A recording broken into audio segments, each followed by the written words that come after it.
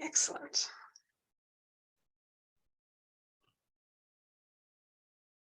Got it. Today, I am pleased to welcome Professor Morton Weinfeld to speak on the topic of like everyone else but different, the Jewish glass is half full. Professor Weinfeld is professor of sociology at McGill University, and he's the author of the recently updated book, Like Everyone Else But Different, The Paradoxical Success of Canadian Jews. Historian Harold Troper has called this book undoubtedly the most important study of Canadian Jewish life in a generation. I read his book and it is very engaging, and so I recommend it highly. You can find it on Amazon, I believe. Professor Weinfeld received his PhD from Harvard University. He was awarded the 2013 Marshall Sklair Prize for Outstanding Scholarship by the Association for the Social Scientific Study of Jewry. His current research and thesis supervision involve ethnicity and public policy and the role of minority origin professionals in various policy domains. Professor Weinfeld has taught undergraduate courses on the sociology of ethnic relations, Jews in North America, and Canadian ethnic studies, and graduate seminars on the sociology of ethnic conflict, social inequality, and public policy. He has served as an advisor to federal government ministries and to Statistics Canada. Born to Polish Jewish Holocaust survivors, Professor Weinfeld grew up in Montreal. When I asked Professor Weinfeld if he had a PowerPoint for today, he said to me, "I am the PowerPoint." So we are delighted to have Professor Weinfeld share his personal experience and knowledge and expertise on the ever-changing landscape of Jewish life and culture in Canada. Please join me in welcoming Professor Morton Weinfeld. Oh, you're muted, Professor Weinfeld. You are muted. You have to unmute.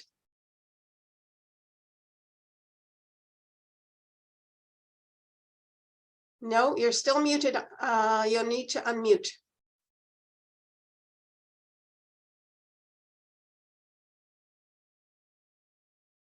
Second. Oh, there we go. You are now good. No. Nope. We lost you again. Now am I good? I am good now. Excellent. Okay. So hello, everyone. And it's a pleasure to speak to my brethren all the way across towards the Pacific. Let me just say that I'm a creature, I'm afraid, of the eastern part of Canada, basically Montrealer, born and bred, and I've been teaching at McGill since 1977, believe it or not. But I had a couple of ties with BC, which I'll share with you very quickly, and maybe they'll pique your interest in the Q&A. Many years ago, Dave Barrett came to McGill for a semester, and I had the pleasure of meeting him. I took him for a nice lunch at Schwartz's Deli, which he really was very fond of. Some of you may have heard of that deli. And I also invited him to my home for the Passover Seder back then, and that was a very interesting and lovely chat. But that's just a digression. On a less optimistic note in terms of BC, many years ago, I was invited by the BC Attorney General to serve as an expert witness in the case against Doug Collins. I'm sure you know the name. And this was his infamous column called Swindler's List, where he was accused of fomenting anti-Semitism with that column. We don't have time to go into the details, but that was an interesting experience. I had to prove that this column was anti-Semitic, and I think I did that. And the Human Rights Commissioner, in her decision, made the following interesting kind of decision. It said, yes, this is an anti-Semitic column, no question, but she did not find against Doug Collins because, how can I say this? It was not anti-Semitic enough. It was written in a sarcastic vein.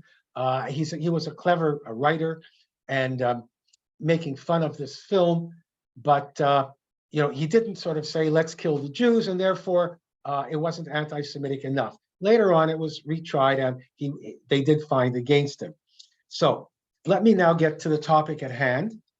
Again, my positionality was touched on by Marilyn. That's the term we use, by the way, now in sociology. You have to give your positionality as who you are before you start speaking about a certain topic that relates to that. If you're a chemist, you don't have to do that. But in the social sciences, we do have to do that. So, yes, I'm the child of Holocaust survivors from Poland.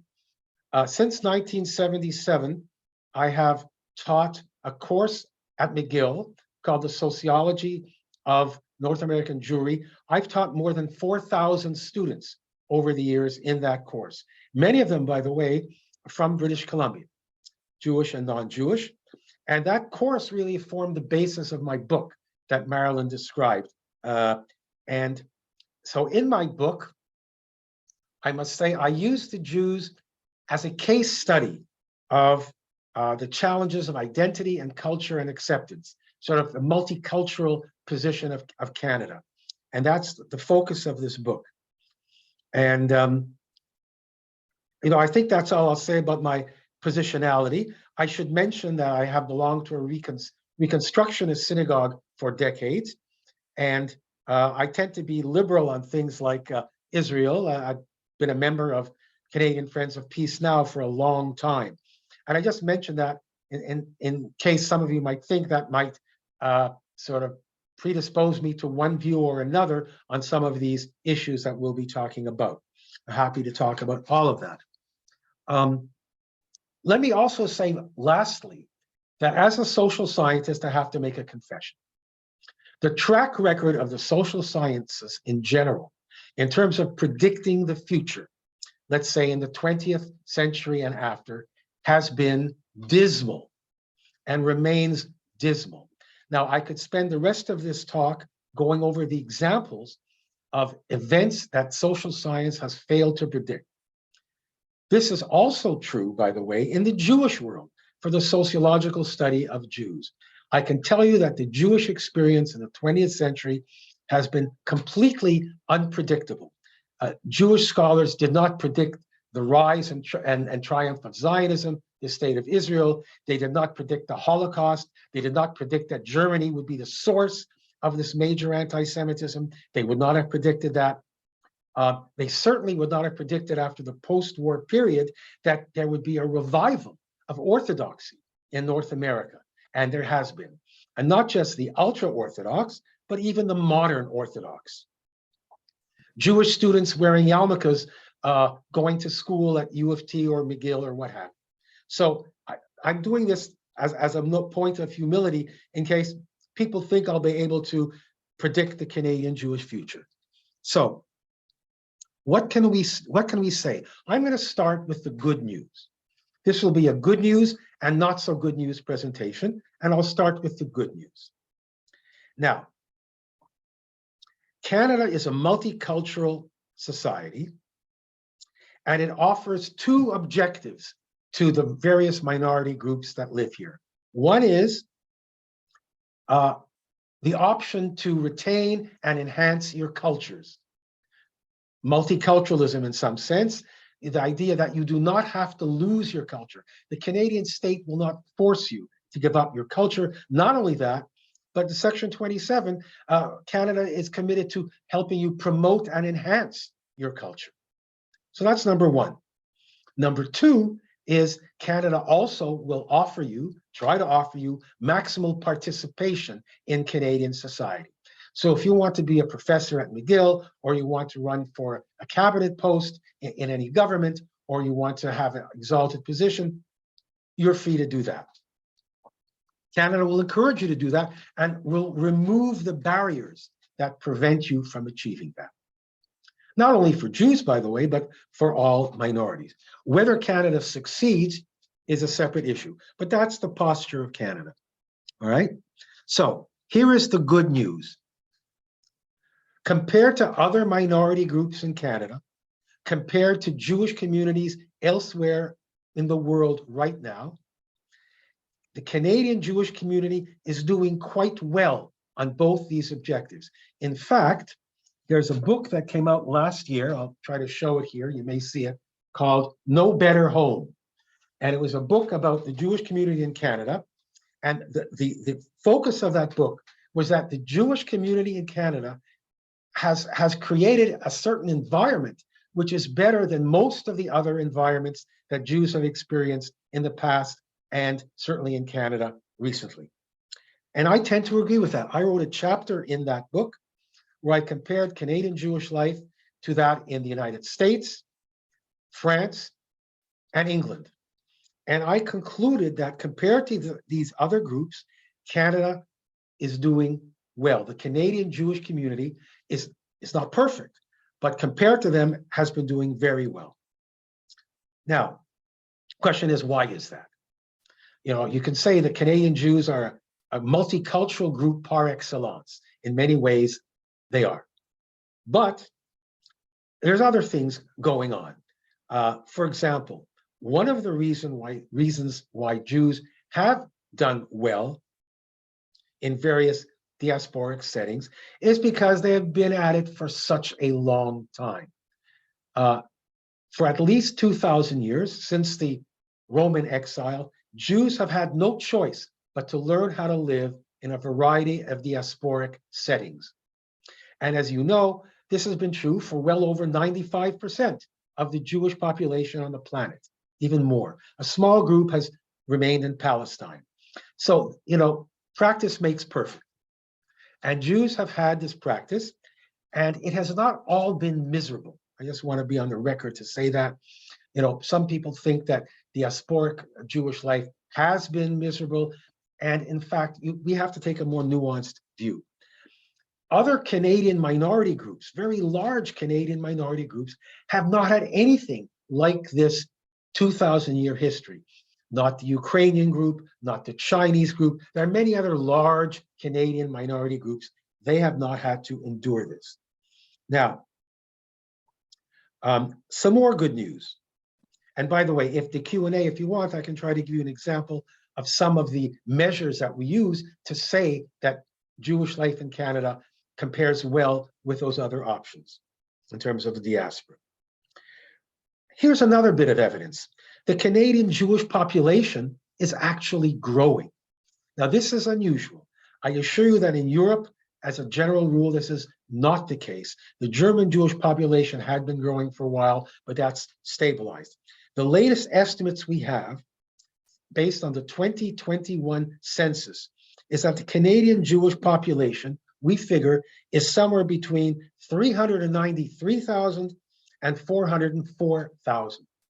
And that is an increase from the estimates of 2011 and then going back to 2001, et cetera. And we are pretty confident about these numbers. Now, let's just make a little digression about how we count Jews.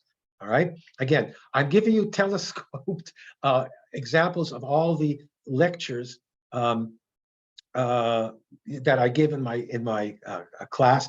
Again, I'm speaking now about Canada as a whole, not in terms of specific provinces or whatnot. But the Canadian census, as some of you know, asks two questions that help us count Jews. All right. The first is, what is your religion? That's the whole question. And it's one question. What is your religion? I've told people that's Task Canada for a while that I think the question is becoming inadequate because there are more and more Canadian Jewish people who have links to more than one religion, right? They celebrate Christmas in one way or another. And this is a growing number. I know I speak to many of such Jewish students at McGill every year who come from these backgrounds. The Canadian census does not allow us to capture this. You've got to choose only one answer for the Canadian census on religion. You can pick Judaism, you can pick atheism if you want. That's not really a religion, it's a belief in God, but you can't pick two things. So I think there is a growing undercount of people who have some Jewish religious tie. The census on ethnic origin is different. You can claim up to 6 ethnic origins, believe it or not. So if you have a great grandparent who was a Jew, you can claim that you also have partial Jewish ethnicity. So the Canadian Jewish population is growing. In the United States, the American Jewish population is also growing, but the reason it's growing is because they're casting a wider net. They're including more and more marginal Jewish people in their count. When I began teaching my course at McGill, Jewish life seemed fully secure. This is, we're speaking now going through the 1980s, 70s, 80s. Then there bloomed a fear of assimilation, a fear that Jews will disappear.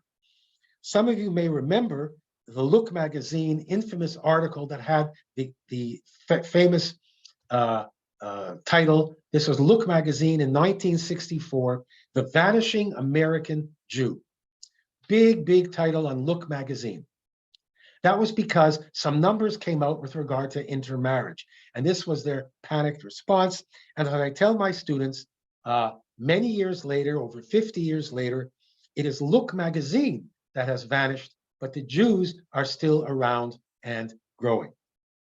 So the question, though, that permeated Canadian Jewish sociology, American Jew, was, will your grandchildren be Jewish? And the fear was that your grandchildren would not be Jewish. How you define Jewish, again, another issue.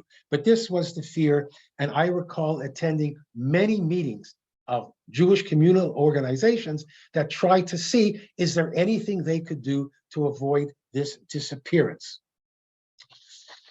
All right.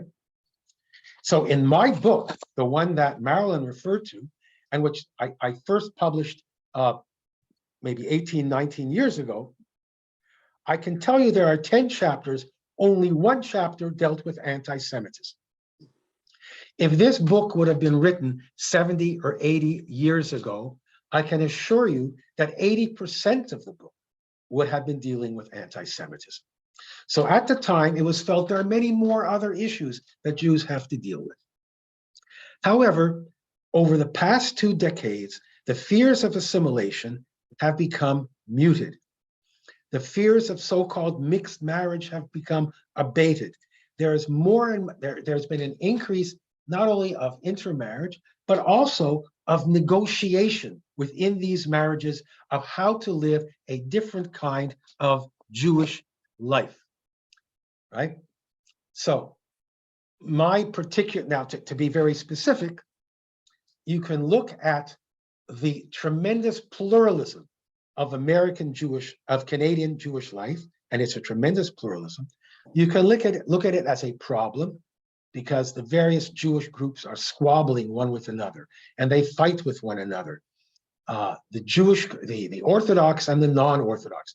I'm sure you all are familiar with these kinds of fights and debates. And sometimes they're very acute, and they may even become more acute. I'll talk a little bit about Israel later on in this talk. However, I argue as a sociologist, remember, all of what I'm talking about now is only as a sociologist and not at all as a Jewish partisan, right? The liberal denominations, I'm speaking now of Reconstructionism, Reform, Jewish Renewal, there are all sorts of very liberal denominations, all the way to the ultra-Orthodox denominations and everything in between. That pluralism is actually a source of strength. It is ultimately a source of strength that works to the advantage of the Jewish group as a collective. Now, so to be a little provocative, I have Orthodox students in my classes and I speak to Orthodox groups and they can't understand what am I talking about when you say that the Reform or the Reconstructionist groups are in some ways a positive feature. And I try to explain that in the modern world, that Jewish life cannot be captured by just one formula. It's too diverse for that. And if you did not have these liberal Orthodox denominations, I think Jewish life would be in trouble. And I'd be very clear. if all the Jews, let me be provocative here, were like the Satmar Hasidim, those are ultra-Orthodox Jewish groups, then the quantitative nature of Jewish survival would be pretty solid. These groups have large families, as you know, 7, 8, 9 children, and their so-called intermarriage rates are low. However, the qualitative nature of Jewish life would be very, very different, because you would not have Jewish professors at university and Jewish artists and secular scholars and all of the dynamism and vitality that we associate with modern Jewish life. On the other hand, if all the Jews, again, if all the Jews belong to my synagogue, which I love and feel very fond of, then survival would be much more challenging, because there is a high rate of assimilation compared to the other group. However, here's the good news. Here's the good news. When you take it all together, all of these groups together combine to make the Jewish group far more interesting and far more viable. And I'll just make a quick comparison to another growing group in Canada, a group which has many similarities in many ways to the Jewish group. That's the Muslim group. The Muslim group, Islam in Canada and Islam generally, does not have the same kind of institutionalized pluralism that I just described in the Jewish group. In the Islamic world, and I know this because of not only reading, but I have many Islamic students, either you're part of the community, which means you're pretty devout, pretty Orthodox. The mosques tend to be what we might call Orthodox or traditional, or you're out. There are no conservative or reform or reconstructionist versions of institutionalized Islam. So there are many, many secular Muslims who frankly do not feel part of the mainstream community. And there is tension within that community. So I simply mention that to talk about the advantage, in my view, of this Jewish pluralism, even though at times it can be grating and nasty. And I'll come to that, and I'll see it may even get more so. But how problematic really is this Jewish pluralism? Maybe it is a problem. I have students who'll say to me, but Professor Weinfeld, don't you know that, for example, Orthodox Jews do not want their children to marry non-Orthodox Jews? That's a problem. Certainly the ultra-Orthodox Jews would be hopelessly upset if this were to happen. So isn't this a big problem? And what if an Orthodox Jew, and I'm just cycling to you the kind of discussions I have in my classes, what if an Orthodox Jew were to fall in love with a Reform Jew? What would happen? How could this be handled? So the Orthodox parents would be very opposed. Even the liberal Reform parents might be opposed to that.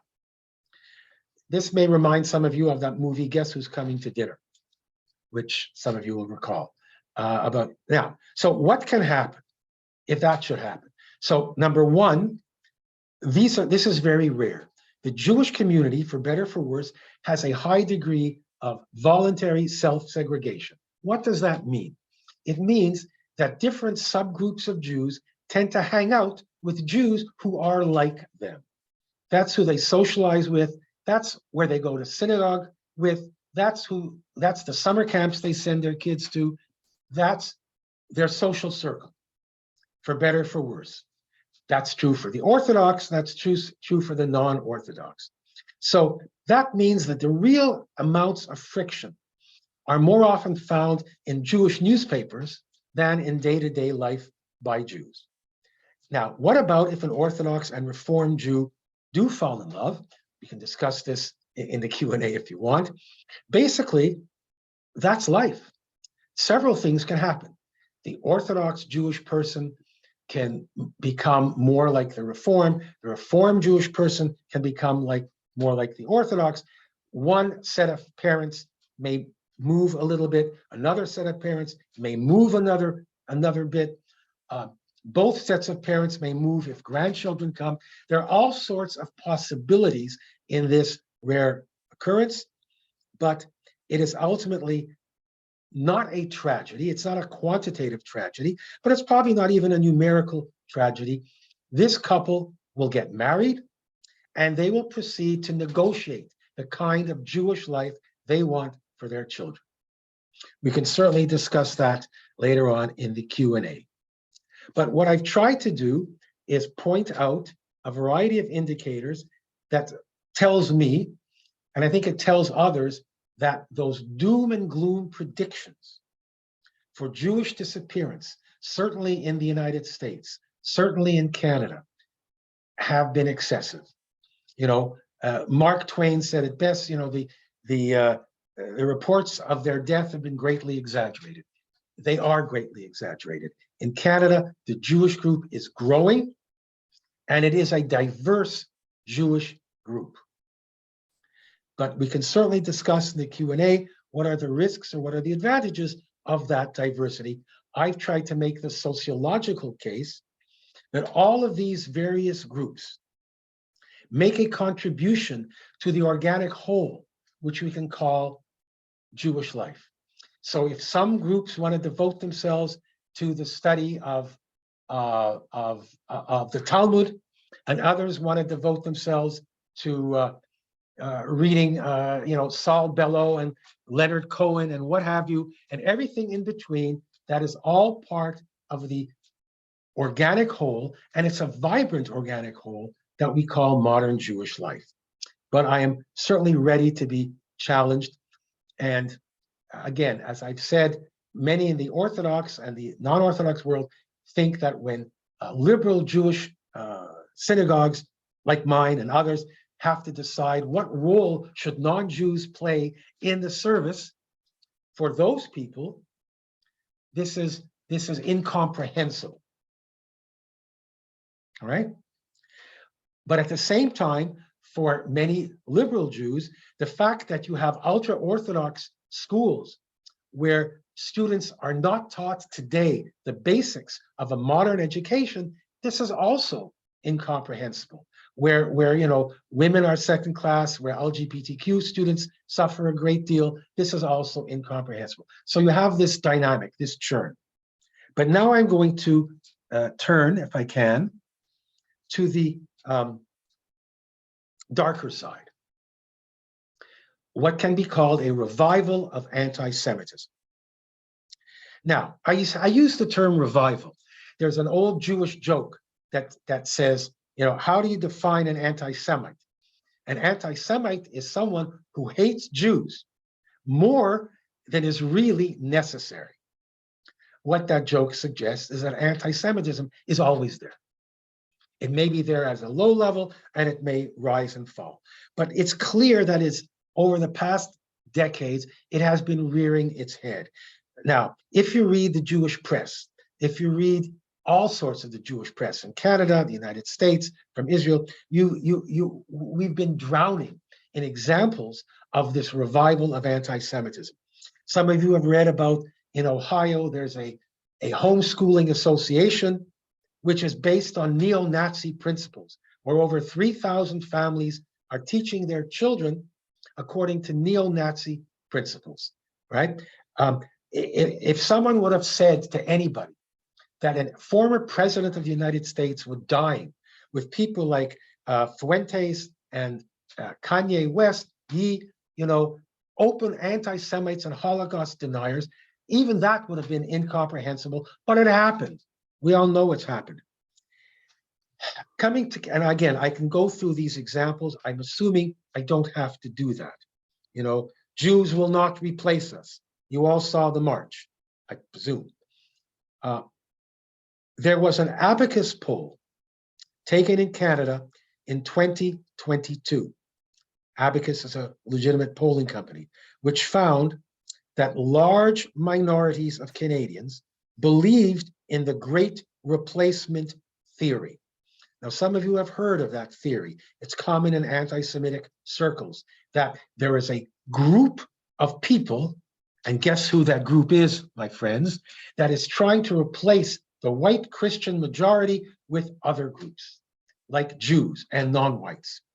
And there is a large minority of Canadians who believe in that there are some people who are actively manipulating events in Canada and the world, and this is some kind of conspiracy. And sometimes they will spell out who's behind the conspiracy and sometimes not. But there's no question that anti-Semitism is a new reality in Canadian Jewish life. Just before COVID, on Rosh Hashanah in my synagogue, when you walked into the synagogue, there was a poster on the door which read the following: "Please do not hold the door open for anyone who is walking in after you. You are not being rude, you are just being careful." So that captures the tenor of the new reality. And I'm sure many of you have, if you've gone to synagogues in the United States, or certainly Europe for a long time, you see armed guards, synagogues in Florida. It's like going to the airport. You have to empty your pockets and you have to go through metal detectors. So this is a new reality that we find. The campus is an area that I'm familiar with. Many of you are familiar with it through perhaps children or grandchildren who are going to campus. There is a huge elephant in the room on most university campuses, and that is the issue of anti-Zionism and harsh critique of Israel. Now, there's an enormous debate as to whether or not anti-Zionism is in effect anti-Semitic or not. And the answer to that question, I think many scholars would argue, is that depends what you mean by anti-Zionism.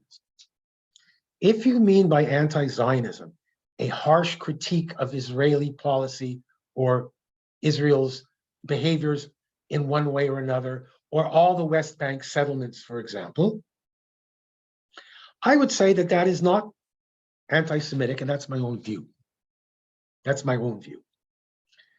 If, on the other hand, by anti-Zionism you mean, well, you know, there are 200 countries on the planet, 200 states in the United Nations, and one of those states ought not exist.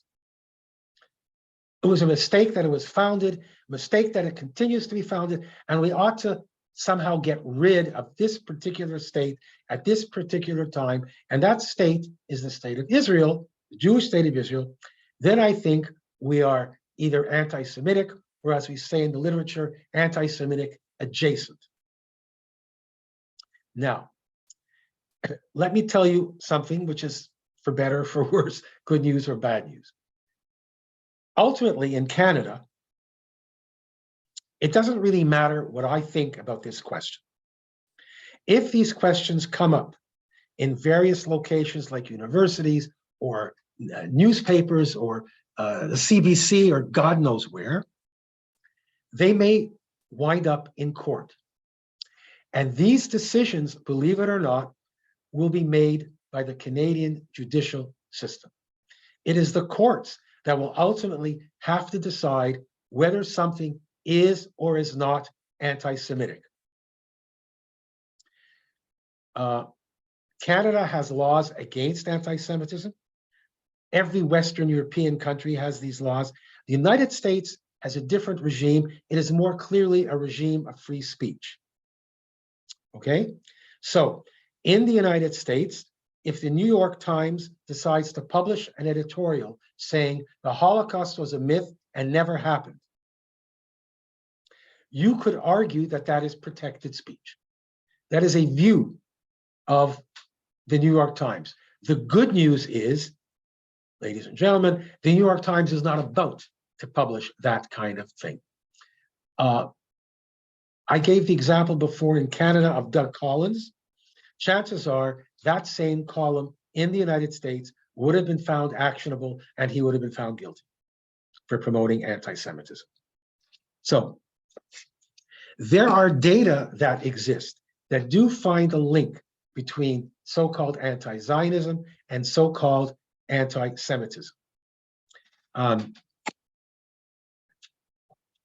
And these are studies and surveys that have been done in England, where you find people who hold anti-Zionist views are also people who are likely to hold anti-Semitic views.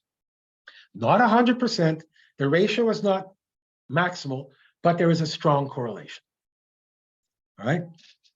Now, another source of evidence about this, again, I'm sorry to raise this, and I said before, my own views on the Middle East and Israel tend to be very liberal. All right. Every few years, the Anti-Defamation League, as some of you know, conducts surveys internationally of anti-Semitism in various countries, including Canada. And the ADL has developed an instrument of 11 questions that measure anti-Semitism, standard elements of anti-Semitism. The Jews are too powerful, the Jews control the banks, the Jews control the media. You get the idea. 11 of these questions. And the way the ADL does this for years, is that if a person answers yes to 6 of those 11, they're an anti-Semite, right? I'm not saying that's the best mechanism, but that's what the ADL does. So how do the various countries on the planet do on these surveys? I can tell you how they do. Some of you may already know. The lowest levels of anti-Semitism regularly tend to be from Scandinavia, Holland, and England, close to single digit. You then have the United States and Canada, which tend to be in the teens. Now I'm aggregating many years of data. Then you go into Western Europe, which would include Germany and France and all these other, and you get into the 20s and 30s as a percentage. Then you get into Eastern Europe, Poland, Ukraine, Romania, Eastern Europe, and there you can get into 40s and 50s%, 55%, and the highest levels of reported anti-Semitism on these measures tend to be found in Muslim countries, either formerly Muslim or Muslim majority countries. This would be both in the Middle East and North Africa and South Asia, where you get in the area of 80 or 85%. Now, those are these results. It's certainly, now, having said that, we should be quick to point out that the reality on the ground in the Middle East has been changing, right? There's peace treaties with Jordan, there's peace treaties with Egypt, and now there's the Abrahamic Accords, and there's studies that have, reports that have come out, some of you may see this, that in many of these Muslim countries, many of these Arab countries, they are now introducing the Holocaust and studies of the Holocaust in the curriculum for their students. So there is definitely some progress going on that front. How do we understand anti-Semitism? Well, and this goes, by the way, for racism as a whole. Anti-Semitism can be seen as something that is reflected by the motivation of people. So is something something expressed because of an anti-Semitic motivation, or is something anti-Semitic because of its consequence or the way in which Jews perceive its consequence? So remember earlier on, I mentioned, what if someone thinks that the Jewish state of Israel ought not exist, right? It just should not exist. We've got to get rid of it in some way. Well, the fact of the matter is that the vast majority of the Jewish citizens of Israel don't share that view. And a large majority of Jews in the diaspora don't share that view. They may be harshly critical of Israel, but they support Israel's right to exist, okay?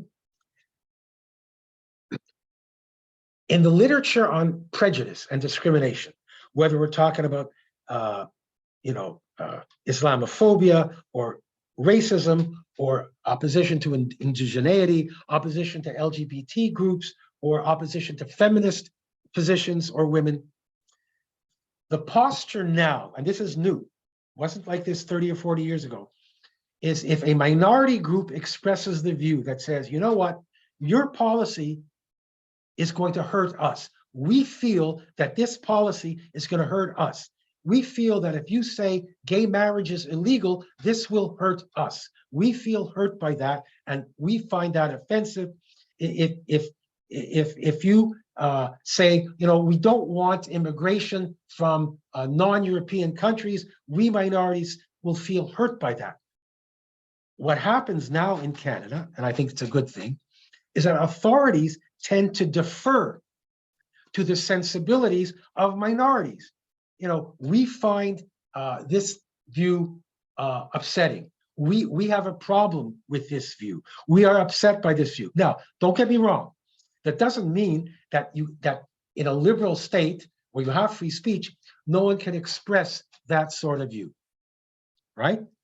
But we take as legitimate and sincere the fact that a minority group will feel hurt. We don't dismiss their statements as some sort of pinkwashing or whitewashing operation. We take it seriously. I think that on campuses today, there is a tendency to dismiss the concerns of those Jewish students that like to support Israel. And I'm not speaking of the extreme right wing. I'm speaking of very liberal, progressive Jewish students who want to also retain Israel's right to exist. They are often not given the benefit of the doubt, the same way I just described for all those other minority groups. So in a way, what you have is still a kind of Zionist conspiracy idea. The Zionist conspiracy idea, by the way, is foundational to what we call anti-Semitism. The first recorded statement, which we can call as sort of anti-Semitic, in my view, is from the Bible, from Exodus, when Pharaoh said, as the Jews were growing in numbers, some of you remember, come, let us deal wisely with them. In Hebrew, hava nitchak malo. Why was Pharaoh upset with these Jews? It's not because they worshiped the wrong God. It's not because they were racially inferior. It's because they were the ultimate other, and they were a threat to Pharaoh's rule. They would join with other elements in the Egyptian monarchy and conspire against Pharaoh. They could not be trusted. And this idea of a Jewish conspiracy, as many of you know, has persisted for millennia. It's the foundation of the protocols of the elders of Zion. You can still find that argument throughout anti-Semitic literature. It's what James Keekstra taught. It's what Ernst Zundel taught, a Jewish conspiracy to control the world. Now, as many of you know, one of the attractions of a conspiracy for racists and for anti-Semites is that you cannot disprove a conspiracy.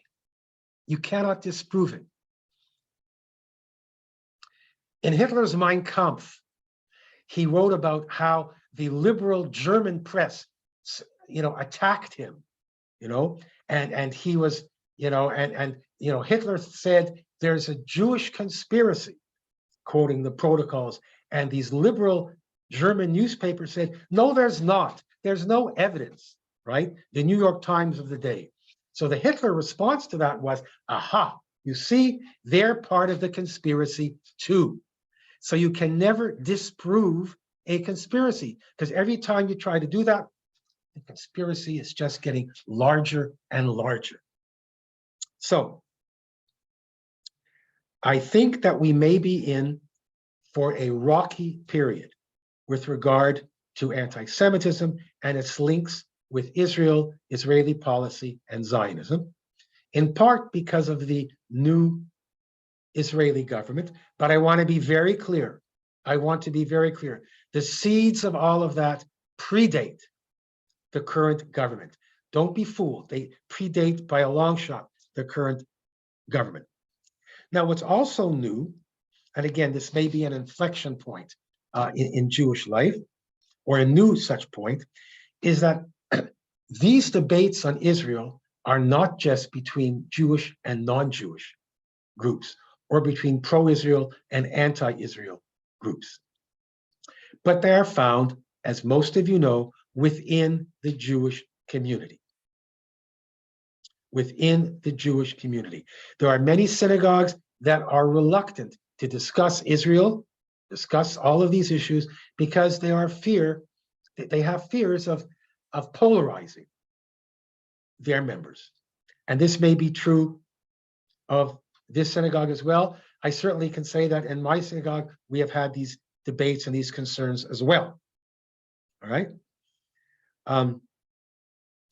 There is a debate that has been going on among Jewish social scientists. Some of you may have heard of this debate, and it's called the distancing debate. This is a debate that wonders whether the next generation of younger Jews, whether these are millennials who are born, let's say, in 1981, or the Gen Zers born in 1997, whether support for Israel is decreasing in this group. This is a highly educated group of young Jews, and there is debate among the various social scientists. Some say that there is a shift in attitudes. Others say, well, it's just temporary. It's just a cohort effect. As these young Jews get older and they encounter more anti-Semitism, perhaps that will shift.